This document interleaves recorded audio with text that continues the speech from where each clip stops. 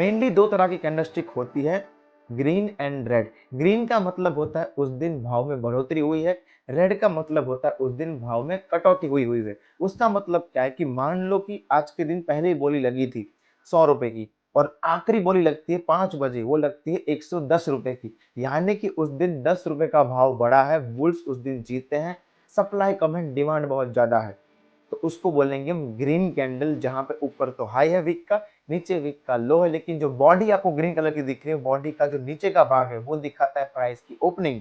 और ओपनिंग यानी कि ऊपर गया है तो ऊपर का जो बॉडी का पार्ट है वो दिखाता है उस प्राइस की क्लोजिंग, कि उस दिन प्राइस ऊपर गया है। वाइसा वर्सा, मान लो 100 के ऊपर उसकी ओपनिंग हुई थी, लेकिन उसकी जो क्लोजिंग होती है वो होती है 95 के ऊपर, यानी कि 5 रुपए नीचे बंद होता है। सप्लाई यहाँ पे ज्यादा है लेकिन डिमांड कम है, उस दिन बेयर्स यानी कि जो सेलर है वो जीत गए। तो जो विक है वो रहेगा हाई ऊपर का, नीचे का विक रहेगा लो, लेकिन जो प्राइस नीचे गया उसमें जो बॉडी का ऊपर का हिस्सा है वो कहलाएगा ओपनिंग, और वहां से प्राइस नीचे गया बॉडी का जो नीचा हुआ भाग है वो दिखाएगा उसका क्लोज।